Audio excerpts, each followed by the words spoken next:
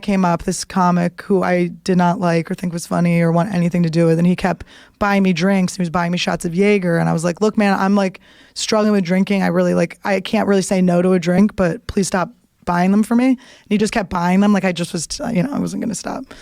And so he kept buying them. And then I ended up waking up on his air mattress. This is after my first open mic. Waking up on his air mattress, fully clothed, didn't fuck him or anything, just like trapped somewhere in Bushwick. It was snowing. I was like, where am I? What am I doing? I looked around his apartment. I'm like, all I want to do is be a comedian. I was so sure that's what I wanted to do. I was spending all this time drinking, getting fucked up. This is on your second set ever. This was my second, yeah. This was when I had moved to New York. It was my first one in New York. What had made you so sure that you wanted to be a comedian? I just never wanted to do anything else. And when I think... But you'd only had one set at a karaoke bar, and then this second set where you screamed and told everybody to fuck off. Yeah. Like, what was it that made you think that you could do it? I don't know. I just never wanted to do anything else. I just didn't have there was no other plan. I had been a special ed teacher. I had done a go-go dancer. I'd worked at the bars. I'd done all that stuff, but I just felt like if I could do it, I could do it. I mean, I guess it's that little bit of that delusion and that, but I knew that I wouldn't be able to do it. I knew there were obstacles in my way, and I knew that drinking was one of them. I had talked to a comic before that set at the open mic, and he had said, his advice to me was try not to hook up with the guys at open mics because you're going to get a reputation when you're just trying to be respected. So he had said that to me. That's good advice. I think it was great advice because it's also, there's no time for that. Right. This was my whole hustle. Also, what are the odds that person's going to follow through? If you follow through and become a comic, what are the odds that they are? Yeah. Like, you might get hitched up to some fucking loser. Yeah, you definitely don't want to get hitched up. But it also was, I needed to put all of my energy. I'm barely in a place now to be in a relationship. So it's like, this was 11 years ago. So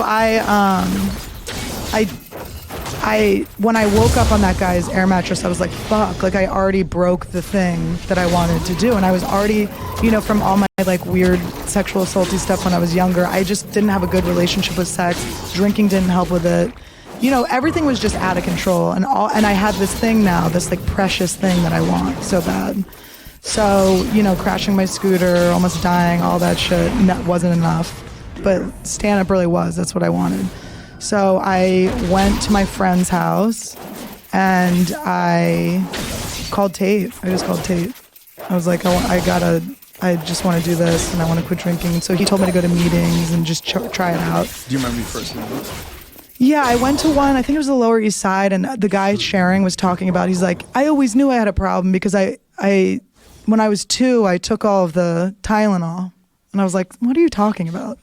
Any kid with a childproof thing is just going to eat the pills. I remember kind of judging him and being like, whatever.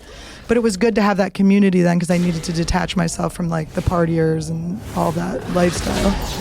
So I did 90 and 90. I did a meeting every day for 90 days and then I never went back. Some people actually learn how to do stand-up from those meetings. There was a guy named I learned how to bomb.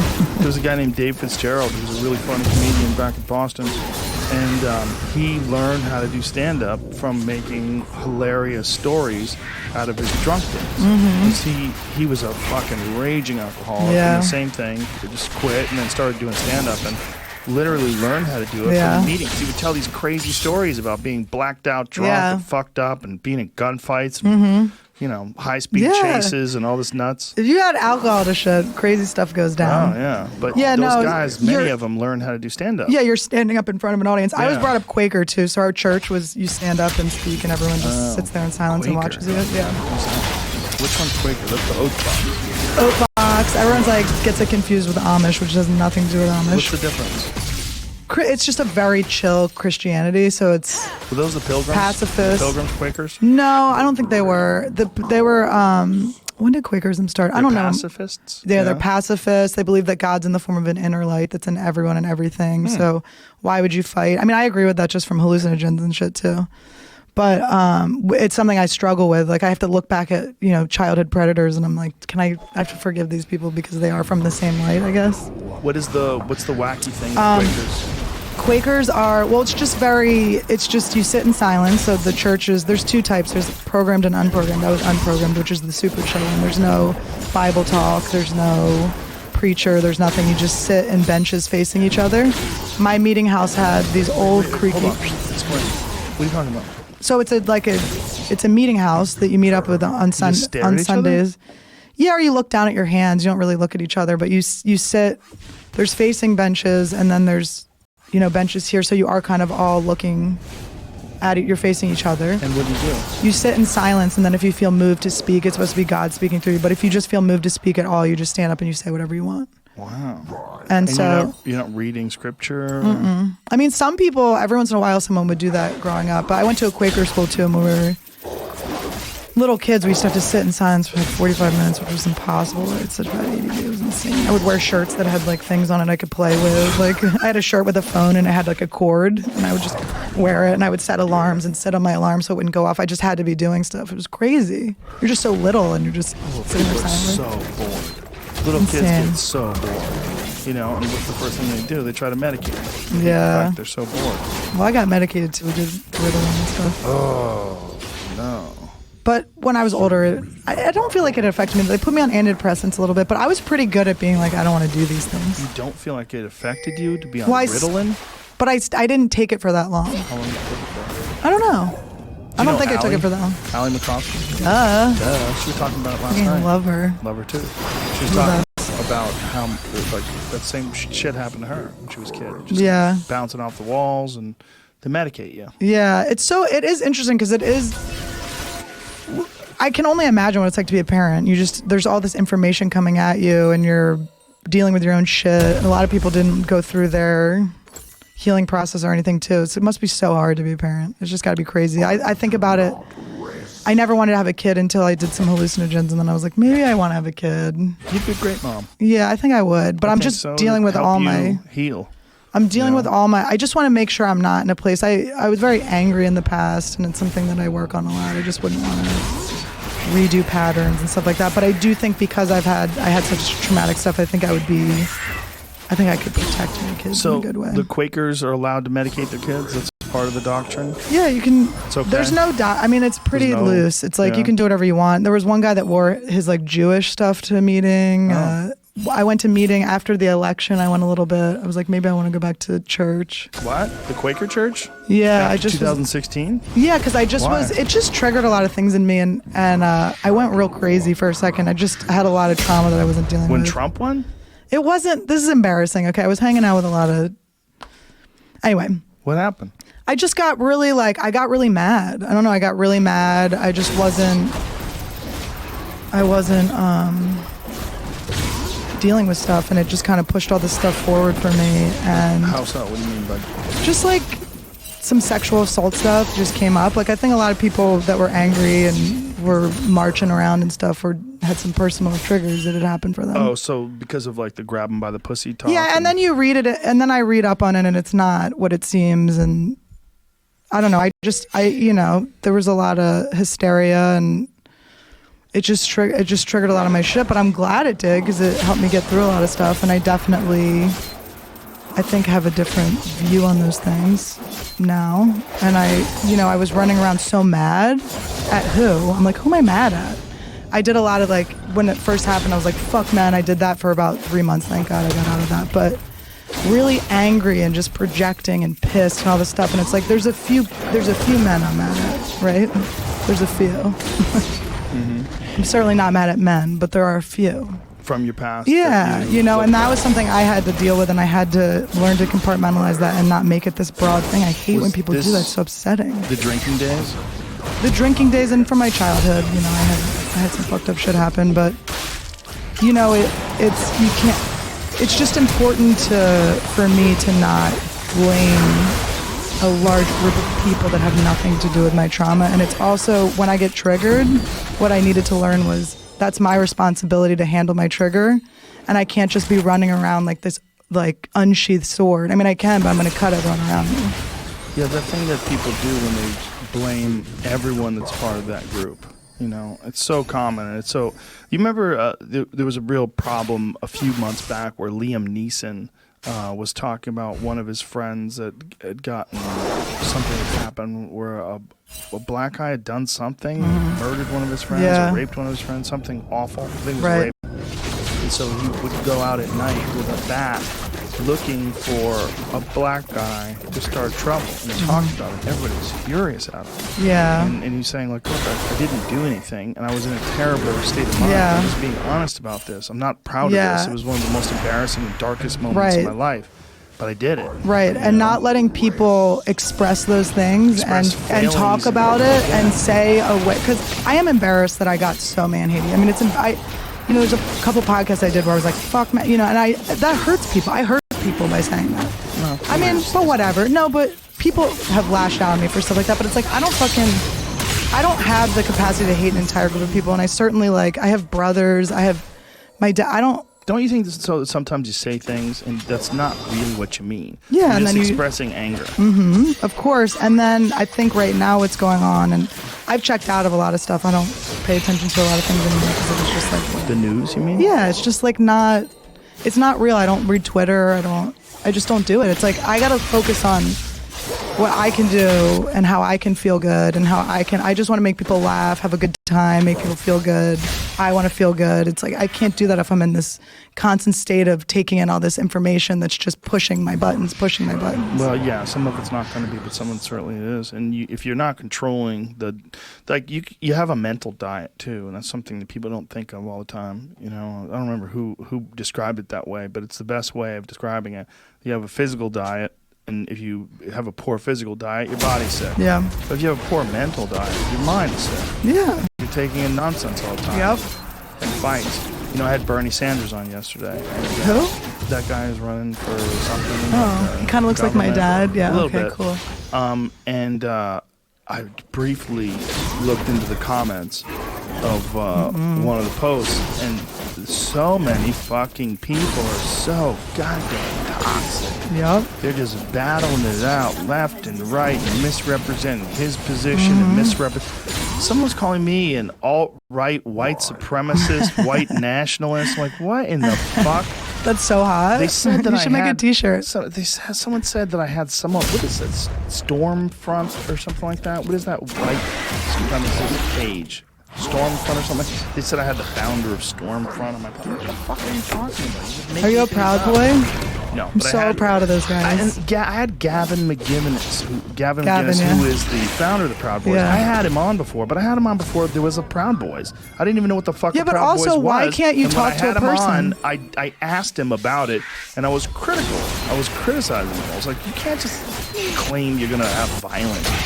It's so fucking dumb. And then all the Proud Boy shit that happened with violence came far after that, but people are like blaming me for having him on. I don't even know what the fuck it is. He's the co-founder of Vice. That's what I knew.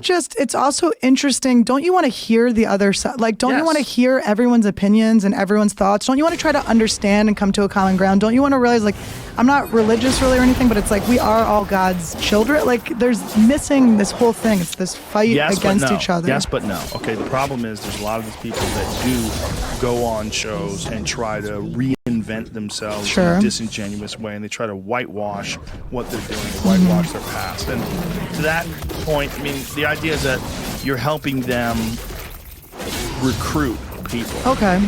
Before he was on my podcast, though, there was no people for him to recruit to. So people need to understand, like, there was nothing. Like, I had him on because he was this guy who was funny, and he used to do a lot of interesting videos. Right. He fucked up when he started that group, and he fucked up when he was calling for violence and telling people to choke a bitch and punch people and grab these people. And he was doing it in response to the violence that Antifa was pushing on right-wing people that would have these meetings and they would show up. Yeah, doing like it's all clown mirror back at them. It's all being crazier, yeah. It was all poorly thought out. But the idea that makes you a white nationalist because you talk to them, yeah. It's so fucking stupid. But it's like, this is the world we live in. Everything's so polarized. It's like you're left or right, you're black or white, you're 1 or 0. It's like there's no gray area. They also freeze you in the one moment that you said the thing. And then there's no before or after. Right. There's no growth. There's nothing. It's like, you're fucking out. Yeah, they just look for this quote trap. And that's it. Yeah. You said that. I'm like, no, like, I clarified. I expanded. I took it back. I revisited it. Like, there's a lot of things that people do when you talk. Or you just, you say things like, things like you don't even know what the fuck you're gonna say when you're saying it. Like Yeah. and then you go, that doesn't make sense. And then you re-clarify. And when you're talking in a long foreign conversation and like this in a podcast, and someone wants to take a snippet out of it and then just decide that that's who you are, it's nuts. It doesn't make any sense. And this is the world we're living in today. Everybody wants to paint everyone as toxic. Yeah. You want to paint, so many people I should say, want to paint people as being a problem or a negative thing. And it's like, this is the Twitter world where 20% of the people make 80% of the posts. Yeah. And so many of them are fucking losers. And it's also, you're giving all of your power outward. You're not paying attention to yourself. You're blaming others. You're trying to change the world around you. You're trying to create a safe space through other people. Yeah.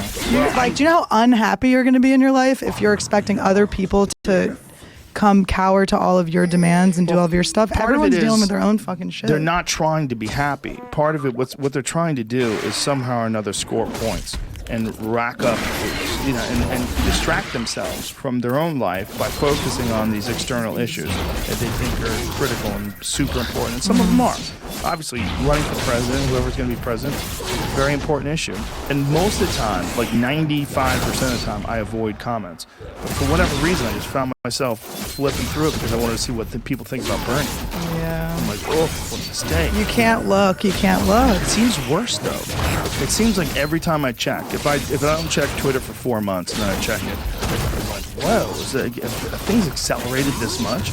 People are so angry at so many different things, and just they paint people in such caricature way. Like AOC, she is a woman who I don't think I've ever seen anybody work so hard to mischaracterize her or paint her in a horrible light. And I'm like, look, she says things that I don't agree with. But Yeah. why is everyone so fucking angry? Like, what is this?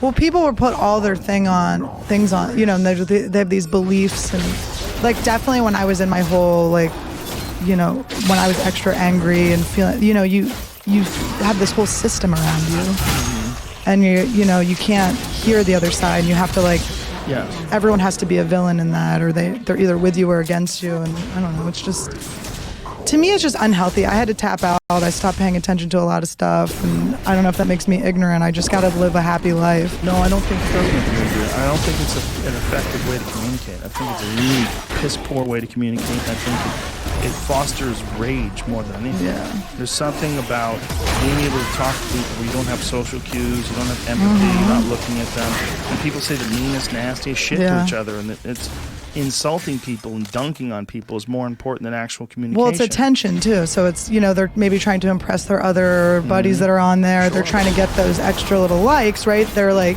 the main point would be they want to get your attention. Holy shit, they got Joe Rogan's attention. That's so cool. They just want to feel alive or whatever. And that's, people have their own process. I try to not take anything personally. It's like, you don't know me. If you don't like me, that's weird. You don't know me.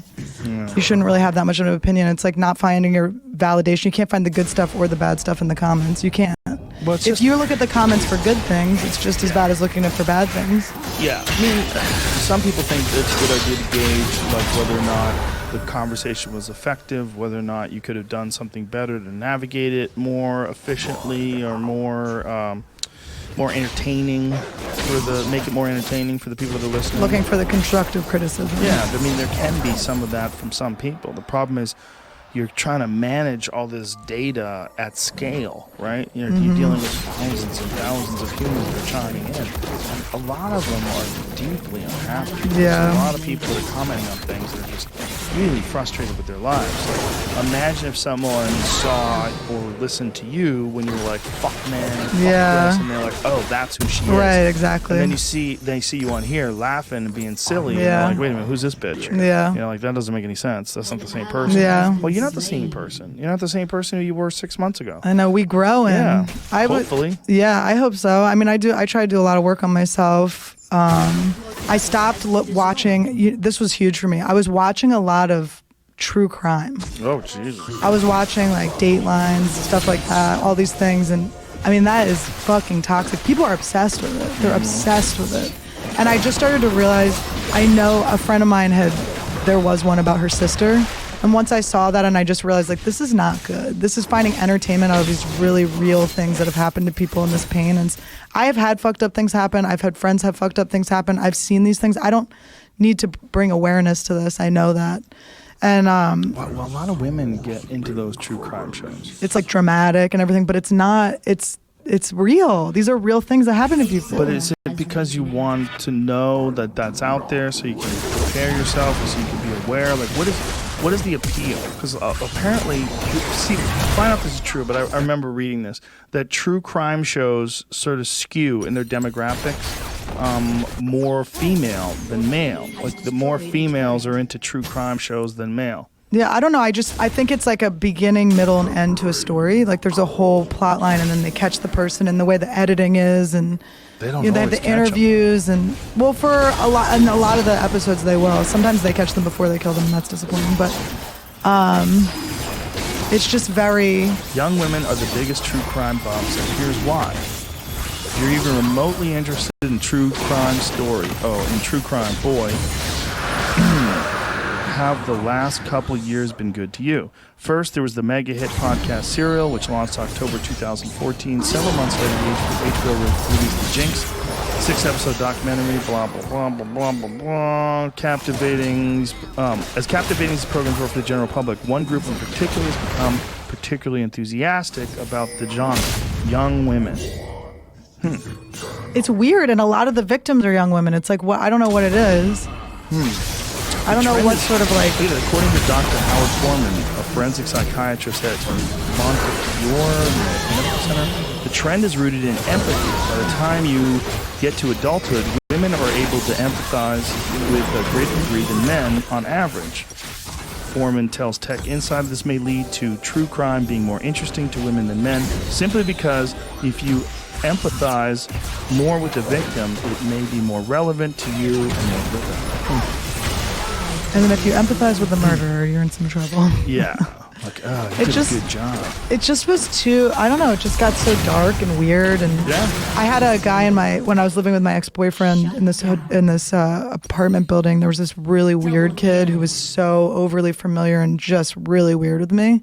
And I really felt threatened by him. I felt really uncomfortable with him. I told the landlord, my boyfriend was traveling a lot for work and stuff, so I was alone a lot. I had How old was he was like maybe 18. And He you was felt young. threatened by him. He just was weird. He was off, Asperger's-y, very weird, like very just the way he looked at me was weird. He overly complimented me in an inappropriate way. I would set up boundaries. He would keep coming. I was bringing my laundry up to my apartment, and my boyfriend was out of town, and the kid lived on a different floor than me, and he goes, "Oh, let me take your laundry." I go, "No." And he goes, "Oh, let me take it." I go, "No, I don't need your help." Very clear. And then the door opens to the elevator. He tries to take my laundry. I go, "No." And then I get off the elevator and I start walking, and he starts following me. And I go, "You don't live on this floor." And he goes, "Oh, sometimes I get off here and walk up." I go, "No, you don't. You're not supposed to be on this floor." And then I pretended to go into someone else's apartment because I couldn't let him know where I lived. And then he left, so that's when I called Tate again, and he set me up with Scott Epstein at 10th Planet, and that's when I started doing jiu-jitsu. Because I'm like, nobody's fucking with me anymore. I cannot control my surroundings. I cannot control that. All I can do is control my ability to... You don't live in the same building Nope. anymore? Jesus Christ. Yeah, that's the thing that women have to deal with. And I have experienced it to a far lesser degree with creepy dudes who want to follow me in hotels. Oh, yeah, I've seen people are so weird with you. Yeah, it's weird. They want to follow you in hotels, though? Yeah. Like, guys follow me into the elevator and want to come to my room. I'm like, hey. Yeah.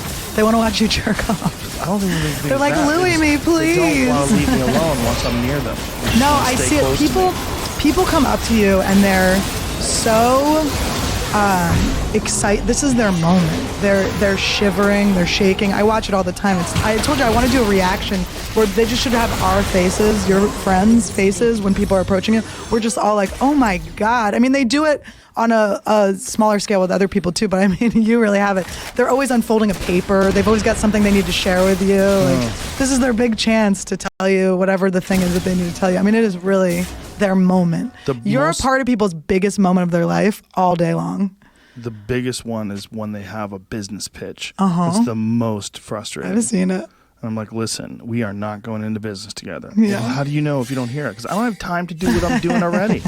Like, and I have friends. Like I'm already selling fanny packs. Yes. I can't do more. Super busy with the fanny pack business. HigherPrimate.com. Go there for all your fanny pack needs.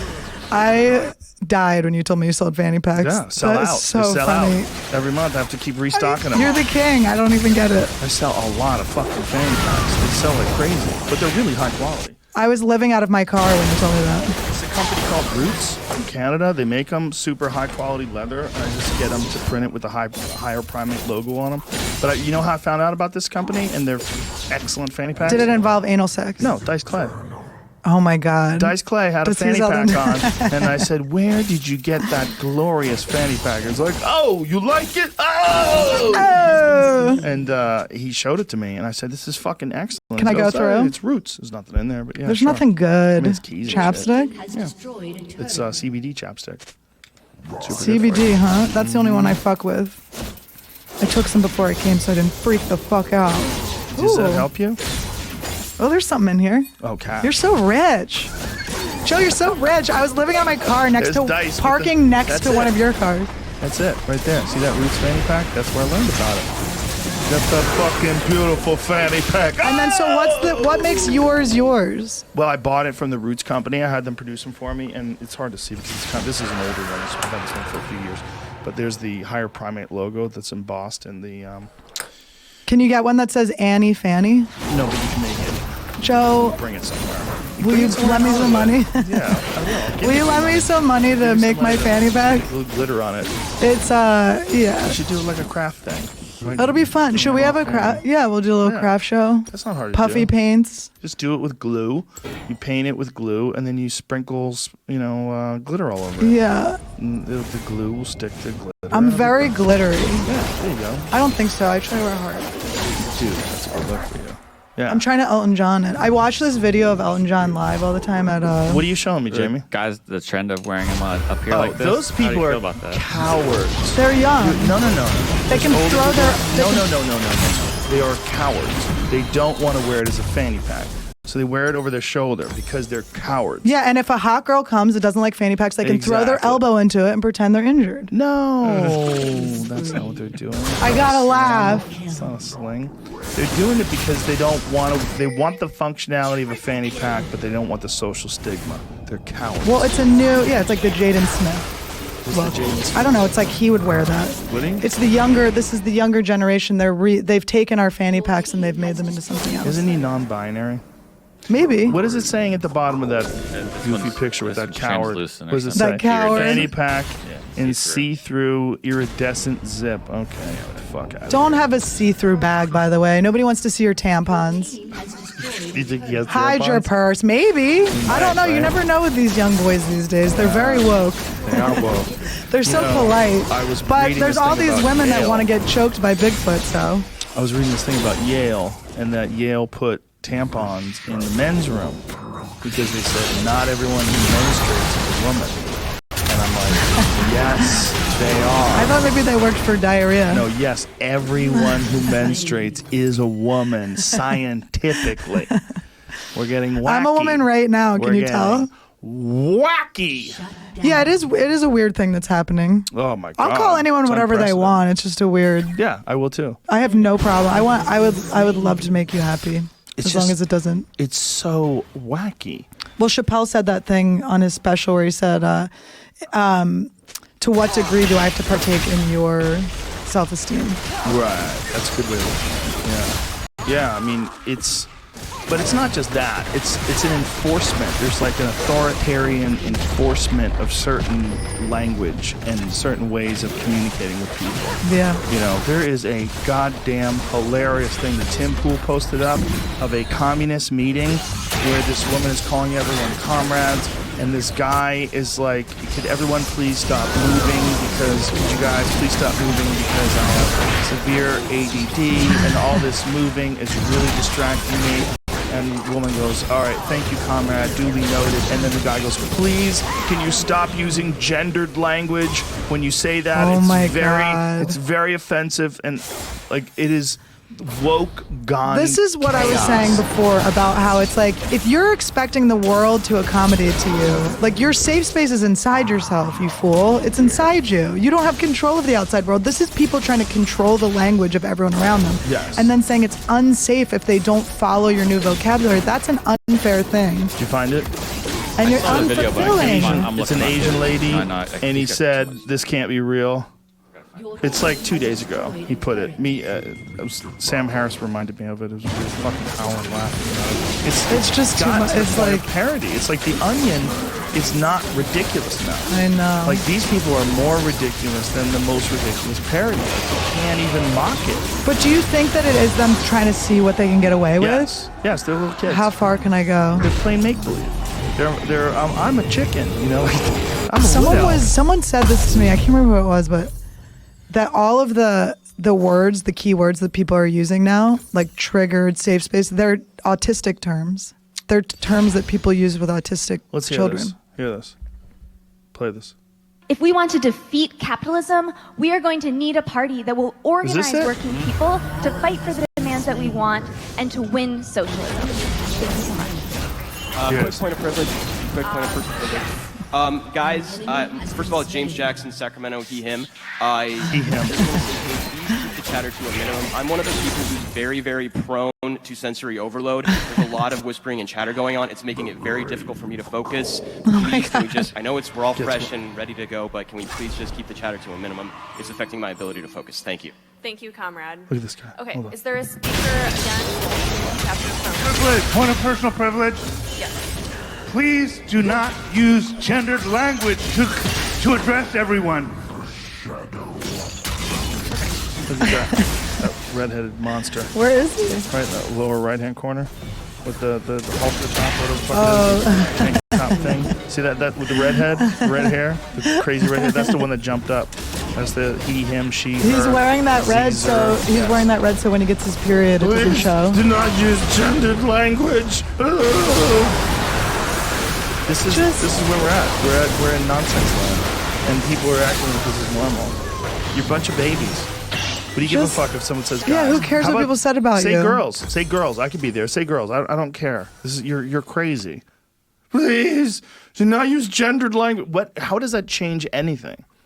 And by It's the just way, if you words. can't. Please, can we just, I know we're all Guess fresh what? and ready to go, but can we please just keep the chatter to a minimum? It's affecting my ability to focus. Thank you. Thank you, comrade. Look at this guy. Okay, Hold on. is there a speaker against name, chapter, pronouns? Privilege, point of personal privilege.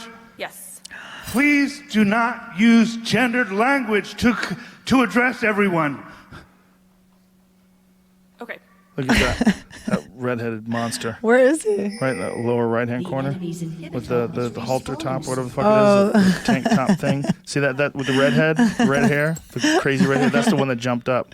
That's the he, him, she, her. He's wearing that red, so Caesar. he's Yes. wearing that red, so when he gets his period, it doesn't Please show. do not use gendered language. This is where we're at. We're in nonsense land, and people are acting like this is normal. You're a bunch of babies. What do you give a Just- fuck if someone says guys? Yeah, who cares How what about- people said about say you? girls. Say girls. I could be there. Say girls. I don't care. You're crazy. Please do not use gendered language. What? How does that change anything? And by It's the just way, words, if you can't deal with a bunch of people moving around and making noises and shit, just stop. Yeah. Just stop. Get the fuck out of there. Yes. Don't force everybody else to deal with your fucking weak mind. Go home. Go some home. squats. Watch this on YouTube. Eat a steak. Do some squats. Eat a steak. Eat some elk. Get your fucking life in order. Go fuck Bigfoot. Pipsqueak. All right? Yeah. Go fuck a goddamn write- Bigfoot. Go write a Bigfoot fuck book and make millions. What is this seminar about? About being an asshole. Communism. It's just Socialism. it's just so it's like playing on this thing too where it's like I want people to feel good. I was a special ed teacher. I've done all these things. The special ed kids wouldn't have been talking like this, asking for all these things and Well, this is what these kids are calling socialism, right? Like this is what I mean. Everyone has to be like super, super sensitive and aware of every single fucking thing they do and every single fucking thing that everybody around them does. It just and everybody keeps you has a- to comply, and it everybody. keeps you a victim too because it's impossible for that to happen. Yeah. So no one's ever going to comply to everything you say. There's always going to be one person, even if they want to. Maybe they were listening to something else and they didn't know that that's what what they were supposed to do or whatever. So then you're always going to be a victim of something. Someone's always said the wrong thing. They've always done the wrong thing. And all of your worth is from something outside of yourself. And you now don't have to deal with your own. Well, it also shit. it ramps up. What used to be acceptable a year ago now is unacceptable. A year from now, it'll be something else. After a while, you won't even be able to say colored. You're going to have to say the C word, right? You're going to have to say, you can't say people of color, which is, POC? isn't it people of color? That is a weird one. Like, Yeah. Like the NCAA, or NAACP rather. National Association for the Advancement of Colored People, which is